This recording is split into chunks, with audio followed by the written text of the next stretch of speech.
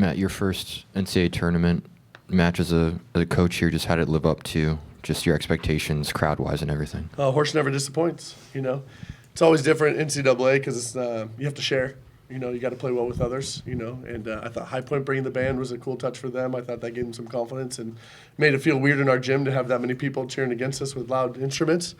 But I thought we handled it well. And I liked a couple of our aces when they looked at the band, too. I thought that was pretty good, you know. But just brought out maybe a little bit more of our fight, which was good.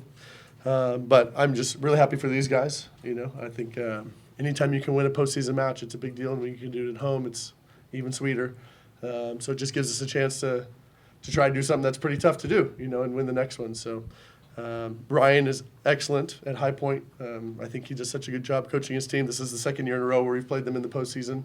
I just really applaud him and am impressed by everything that he does. And I thought they gave us a great fight. I thought they served tough, played great defense, and you know, so I'm happy with our team for putting up a good fight and getting a good win.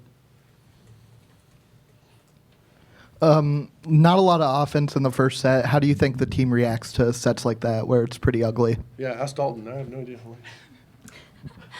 I would just say, like, after the set, if our offense isn't very good, we just kind of reset, take a deep breath, and kind of just not think about that first set and say, you know what, we just got to compete and practice the shots we do in practice and feel it out, try to get people going, and just reset after every point. Yeah, I also feel like with us, normally we have some nerves to start the match. Mm-hmm. And for most of our team, that's their first NCAA tournament match that they've, you know, played meaningful minutes in. So you got to get through some of that, and luckily we were able to do that with a win and then kind of get our bearings, and then we were able to get it going. But, yeah, echo what she said. This is for Aisha. Yeah. Two-part question. First part, how would you summarize the play at the net between you and Giovanna? I think me and Giovanna put up a really big block. I think that it's really fun to play with her because I can trust her a lot because I know she's going to do her job and she makes my job easier. I think that she gives me confidence when I'm playing because I know that she can do her job. And the second part is that run of points in the second set when she was serving. How would you describe that particular stretch? I think that she really shifts the momentum when she starts doing that. Every time she gets an ace, I know that we go crazy on the bench and the crowd will go crazy for her, and I think that really brings our momentum back up when she can do that. To go off the earlier question, Coach, what did you think of the job you guys did defensively and behind the service line in the first set? Yeah, I was really impressed with our defense. Again, they do some different things. They run the high ball in the middle, which, you know, we haven't seen all year, that, you know, from the middle. And then they kept switching their lineup around. And their setter poses a lot of issues because you don't see a 6'5" setter up at the net very often that can throw the ball straight down and some of those things. So I thought we adjusted well. I thought we made good touches. Some of our plays, we were just scrappy. You know, we're just fighting and keeping the ball off the ground and just extending the rallies. And that's what you got to have right now, right? Again, we talked about elite competitiveness, and that's what we were doing. And, again, something I said to the group is this time of year it's not going to be pretty.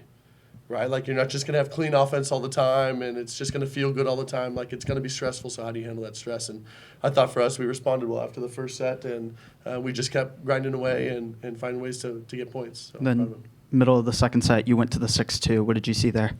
Yeah, again, you don't know. I mean, Chris and Ellie have been playing great in practice, so I wanted to give them some NCAA experience and some time. Again, if it's something where we need to have, you know, not that your block isn't massive, you know, but just maybe a little bit bigger block if we want to do something like that. It's good that they've been in there and had some points doing that. And I thought they handled it well. I thought it was really quality points for them and good experience to be gained. So I love how deep we are and how many people can step in and just play meaningful minutes and do, you know, positive things for our team's success. And I think both of them did a good job in what we asked them to do. To the athletes, did you sense any nerves tonight? Like Coach said, you have to get over that in the first match. Or did you guys just take care of business 3-0? I would definitely say it's a lot of nerves. I mean, it's the NCAA tournament, and it's basically 0-0 for everyone. So you're definitely a little nervous at the beginning, and you want to do really well. But I think we stayed super steady, especially after that first set. We got into a rhythm. Yeah, I would say that we know that everybody's going to bring their best shot, so that means that everybody's going to come in fighting, and we know that we have to bring the fight too, and that's kind of what brings the nerves. This one's for the athletes. How did it feel to just get a tournament game here in Horsh? I think it's great. I always love winning in Horsh. The environment's great and the crowd is great, and I think it helps us feel a little bit more comfortable. that we get to play at home, and that really helps us. Yeah, our fans are awesome, super loud, and I think we have great home court advantage, so it's really fun. Matt, what does the next, I guess, maybe 21 hours and some change, whatever the math is on that, look like for you all? Well, I hope they get to bed as soon as possible. So they'll eat, maybe a shower. Maybe a Shower's shower. probably good, Yeah, and then a hopefully shower. they can quickly get to bed, and we have serve and pass, I think, at 11, so they get a chance to maybe sleep in. No classes before that, so that's a positive, for the group, so they can focus on that. Some of them might have class after that. Student athlete. It's stop Doodle- day. Oh, it is stop It's day. stop High day. five. Stop day. I forgot. That's right. Good. That's cool. What a great stop day to have, we're here. So no school tomorrow, so then they get to just focus in on the match. But we did, we talked about earlier, we did some film on the second round potential opponents earlier in the week, so it shouldn't be all new information, and they were ready to, they watched the first match, so they should be pretty familiar with what's going on, so we can refresh it tomorrow after a serve and pass, and then it's go time. This group, I hope, is really hungry for tomorrow, right? That's the 2 years in a row where we haven't gotten through this point. And I would just really love it for them to be able to play their best match. And again, wins or losses, we can't control that, but we can control our effort and what we're going to do in our preparedness. And so I think they're going to be focused and ready, and hopefully we give it our best shot. Coach, you get Miami tomorrow, led by Flor Marie Heredia Cologne. What's it going to take to slow down a hitter of that magnitude? She's pretty good. So, no, I mean, you're trying to just make it as hard on her as possible, right? Like, you're not going to stop her. She's going to get her points. Against the best teams in the country, she's scored like she scored earlier today. So I thought Tulsa did a really nice job of serving tough. I thought they, dug a lot of balls and, again, made her take some tough swings. And the defense we play, like, it's going to have to be our best tomorrow. You got to be able to control some of the things that she's doing. But also, you can't let everybody else score. So as much as you're going to want to try to focus on her, we have to do a good job on everybody else and just make her have to do as much as possible. And then we have to play really good team offense on our side. I think for us, our defense, serve and pass has been pretty good. We got to score. We need attackers that are going in there to get things done and so that we can continue to spread the score for our favor. So I'm looking forward to it. I think it'll be a really fun matchup, and I love it for the fans. Again, I think it should be super entertaining. I hope both teams bring it, and you're going to get one of those really great classic NCAA matches.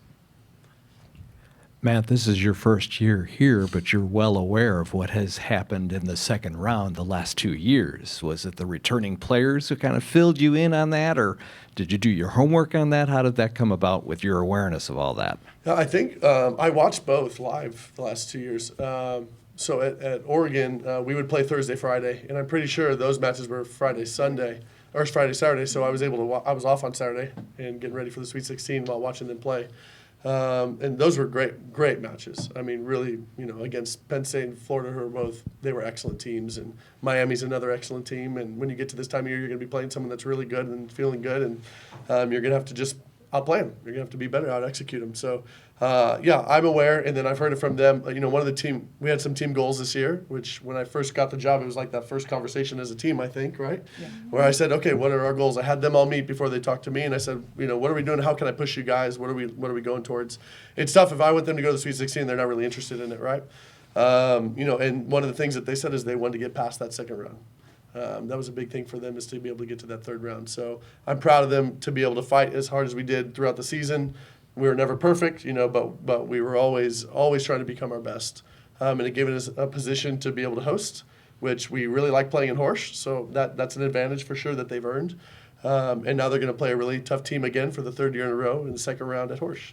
So I hope that we've learned lessons that we can learn. Again, not a bunch of our players have played in that match necessarily, but they've been there and they see what it's going to take, the intensity it's going to take, and the commitment it's going to take as a team. So I've never lost at home personally in playoffs, so I don't intend that. So something's going to give, and I think what they've done has to give, and we need to continue to put our best foot forward. Coach, you've kind of talked No about pressure. this.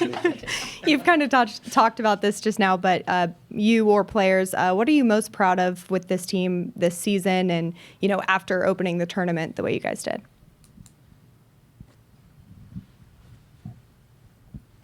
I think I think that our growth was really impressive this season. I think it came with a lot of ups and downs, but I thought that we've really found our groove and how to fight and to get tough. And I think that's a lot of what Coach Ulmer has been trying to teach us, is about how to get tough in those moments. And even though, like we talked earlier about how we have nerves sometimes, it's really about how we get through those nerves and how we handle it, since they don't tend to go away. But I think that we'll continue to fight through those things, and that we're going to keep being tough, and that's pretty exciting to me.